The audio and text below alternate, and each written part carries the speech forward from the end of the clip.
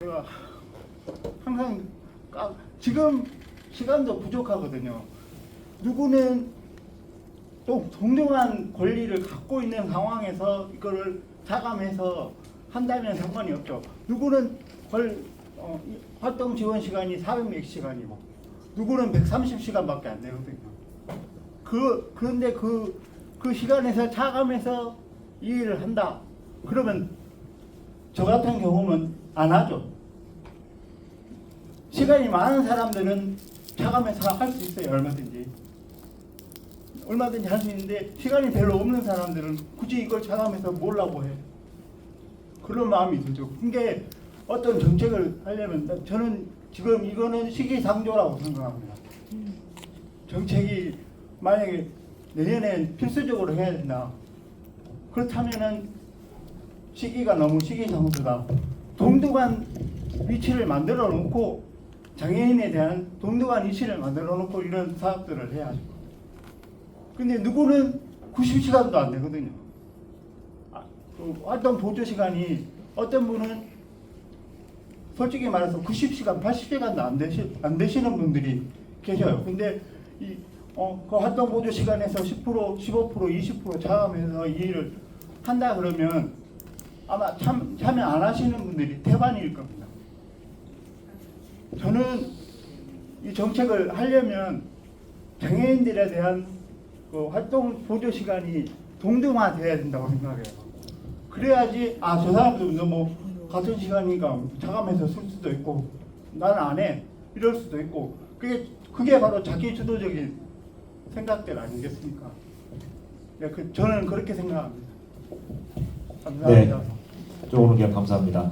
뭐 질문이라기보다는 이제 의견을 좀 주신 것 같은데요. 그래도 우리 발표진 세 분 중에 지목해 주진 않으셨는데 혹시 방금 의견에 대해서 세 분 중에 아무 분이 상관없어요. 대답해 주시면 됩니다. 네. 네. 네.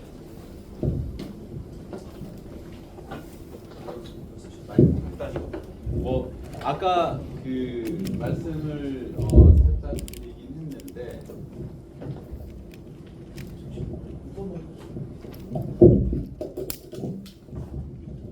네, 아까 말씀 살짝 드리긴 했는데요. 첫 번째 고민이 누가 자기주도 예산에 참여할 건가예요. 원래 이제 그 방법은 활동 지원, 그러니까 짧게 말씀을 드리면 기본적으로 이 개인 예산은 자기주도를 더 높이기 위한 사람들을 대상으로 하는 거예요. 제가 말씀드렸던 활동 지원도 자기주도를 높이는 제도입니다. 활동 지원으로 충분히 자기주도가 가능한 분은 여기에 참여하지 않으셔도 돼요. 근데 중요한 것은 활동 지원을 판정하는 기준하고 자기주도 예산을 판정하는 기준은 사실은 달라요. 지원 욕구라는 개념이 있는데 지원 욕구 심사를 해서 어떤 분이 자기가 평균적인 삶, 행복한 삶을 누리기 위한 어느 정도 예산이 필요한지를 계산을 하고 그것이 현재 그분이 사용 가능한 자원과 비교해서 그 차이가 개인 예산입니다. 다시 정리를 해보면 활동 지원의 영역과 개인 예산의 영역이 꼭 오버랩되지 않아도 된다. 그래서 선생님께서 충분히 누구나 한국에서 누구나 자기 주도를 충분히 하고 있다면 그렇게 생각하시면 되고 만약에 우리가 제안하고 싶으면 조금 더 자기 주도가 필요하다고 생각하시는 분들이 여기에서 예산을 사용하면서 가는 방향으로 이해하면 어떨까 생각이 됩니다. 저도 그렇게 하고 싶은데 네. 활동 지원 시간이 저도 한 400시간이면 얼마든지 투자해서 저도 개인적으로 뭐 배우기도 하고 얼마든지 할 수 있죠. 근데 지금 상황에서는 그게 안 된다는 거죠. 동등한 권리가 없으니까 장애인들한테. 활동 지원 시간이 모자라서 시간을 놓으면 또 계속 돼야 그건 하고 있습니다. 계속 돼야 될 것 같고 자기 주도를 높이는 방법은 개인 예산을 늘리는 방법, 개인 예산을 확대하는 방법은 또 그건 그대로 진행돼야 되는 건 아닌가 싶어요. 그 두 개가 꼭 이제 같이 가는 개념은 아니지 않겠느냐. 내년쯤 되면 의무적이라는 소리를 또 들어갖고 제가 의무적이라는 의무는 아닙니다. 의무 아닙니다. 해야 선택입니다. 옵션입니다. 꼭 해야 됩니다. 아니다. 이런 소리를 들어. 그렇습니까? 그렇다면 뭐 표정이 밝아지셨어요. 아니 전혀 이제 의무 사항은 아니고 사실 시범 사업도 네네. 자치단체별로 설계되어 있는 인원이 좀 제한적이긴 합니다. 그래서 저 네, 여기 바로 말씀해 주십시오.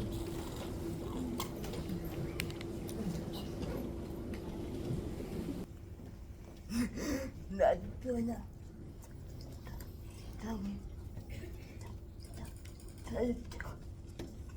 됐다.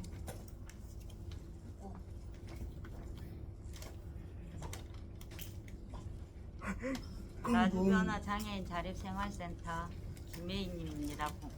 권리중심 일자리 하고 계셔요.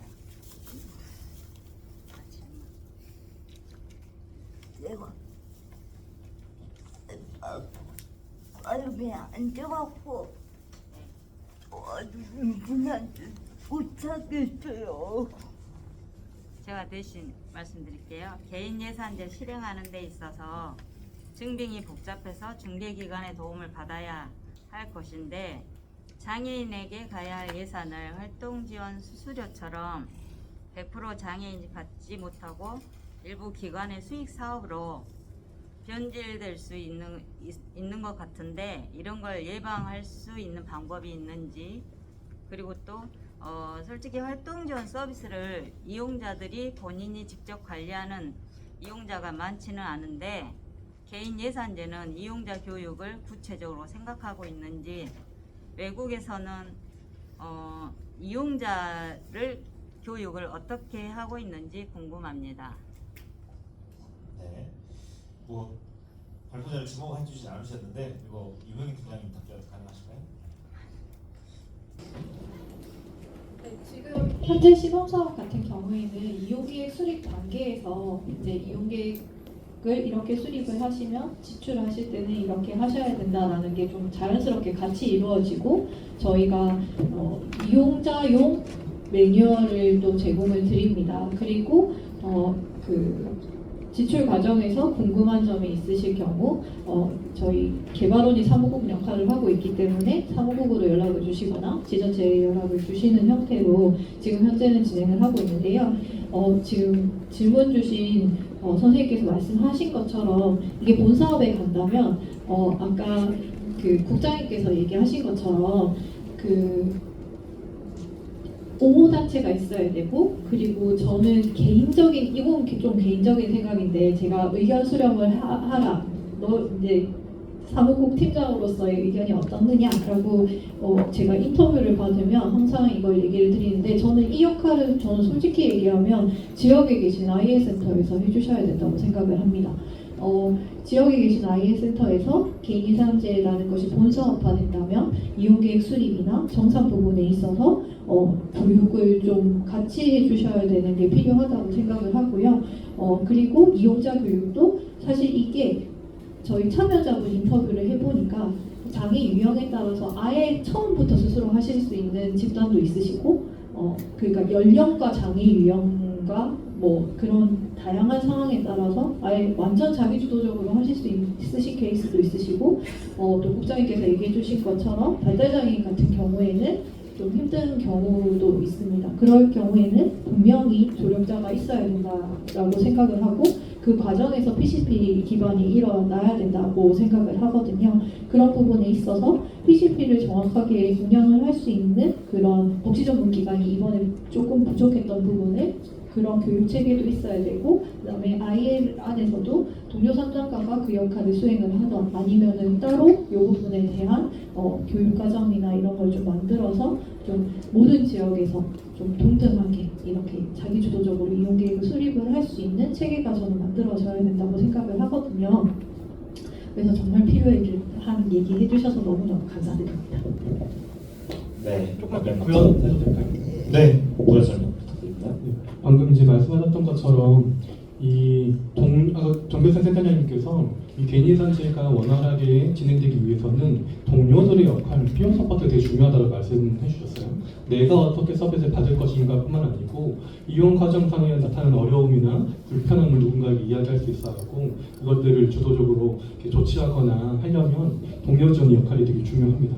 그 역할들을 지금 시범 사업은 보통 이제 복지관이라든지 이런 곳에서 하지만 제가 그곳이 잘못하고 있다는 말씀드리는 건 아닙니다. 거고요. 다양한 지역의 기관들이 참여할 수 있겠지만 동료성을 띠고 있는 또 자기주도의 이 부분을 또 철학을 가지고 할 수 있는 부분이 또 근무하시는 것처럼 뭐 아이센터이기도 하잖아요. 그래서 이 단순히 내가 서비스를 이용하는 사람으로서의 이런 부분도 필요하지만 내가 또 누군가를 지원하는 동료로서의 역할들도 함께 고민해 주시고 그 역할들을 나중 변화센터를 중심으로 해주시면 좋을 것 같고 또 외국 같은 경우에는 그래서 이렇게 참여하는 뭐 계획을 수립하는 공무원이 있을 수도 있고요. 또 이렇게 PCP를 하거나 혹은 언어 활동을 하는 기관들 다양한 기관들이 있는데 그것들은 다 PCP 교육을 의무적으로 받아야 합니다.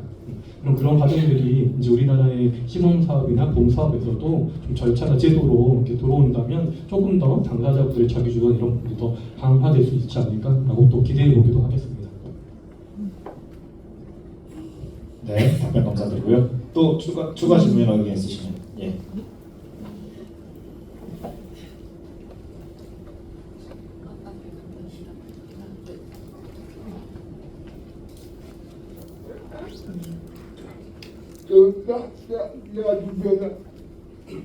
안준입니다.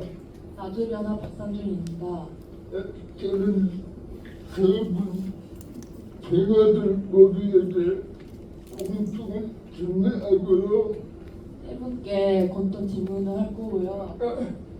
각 개인 변호사에게 각 개인에게 질문할 걸 적어왔습니다. 질문할 것 적어왔습니다. 네, 안녕하세요. 저는 나주변화 장애 자기생활센터 박순 소장님. 네. 이거요? 네, 건ton 질문을 드리겠습니다. 개인 주도가 중요한 부분인데 우리나라의 개인 이산제에서 실제로 얼마나 잘 지켜지고 있는지 궁금합니다. 정결조 행정자님, 장애인 개인 예산제는 많은 장점이 있지만 몇 가지 문제점도 존재합니다. 센터장님께 질문이 있는데요. 장애인 당사자들이 비용 부담을 걱정합니다. 장애인 개인 예산제는 장애인 개인이 자신의 예산을 관리하고 지출하는 방식입니다. 이는 자신의 필요에 맞게 예산을 사용할 수 있지만 일부 장애인은 자신의 예산을 효과적으로 관리하는 데 어려움을 겪을 수 있습니다. 그리고 또 활동보조 시간수 392시간, 31만 3,650원을 쪼개어 개인 예산제 활동해야 하는 부담감을 느끼고 있어 참여율이 저조할 그것이라고 보는데요. 이런 문제를 대처하는 방안이 있는지요? 배영 국장님한테 질문을 드리겠습니다. 장애인들은 항상 그랬듯이 정보 부족과 지원 부족으로 인하여 복지 혜택을 누리지 못하는 경우가 대부분이었습니다. 장애인 개인이 자신의 예산을 효과적으로 관리하기 위해서는 충분한 정보와 지원이 필요합니다. 하지만 정보 부족으로 인해 장애인 개인이 예산을 효과적으로 사용하지 못하는 경우가 있습니다. 장애인 개인 예산제는 장애인 개인이 자신의 필요를 충족시키기 위해 필요한 지원을 받지 못하는 경우가 있습니다. 예를 들어 장애인 개인이 필요한 서비스나 지원을 받지 못하면 예산이 효과적으로 사용되지 않을 수 있습니다. 이러한 부분을 조금이나마 줄일 수 있는 방도가 무엇이 있을까요? 윤명계 팀장님께 질문을 드리겠습니다. 편의세 문제는 장애인 개인 예산제는 장애인 개인이 자신의 필요를 충족시키기 위해 다양한 서비스를 이용해야 합니다. 하지만 이러한 서비스를 이용하는 데 있어서 편의성 문제가 발생할 수 있습니다. 첫 번째, 복잡한 절차. 두 번째, 정보 접근성 부족. 세 번째, 서비스 연계 문제. 네 번째, 지원 인력 부족. 다섯 번째, 기술적 제약. 여섯 번째, 지역 차이. 일곱 번째, 관리 부담. 여덟 번째, 불충분한 교육 등 이러한 문제들이 24년 시범 사업에 나타났는지와 그에 대한 대처 방법이 준비되어 있었는지 궁금합니다.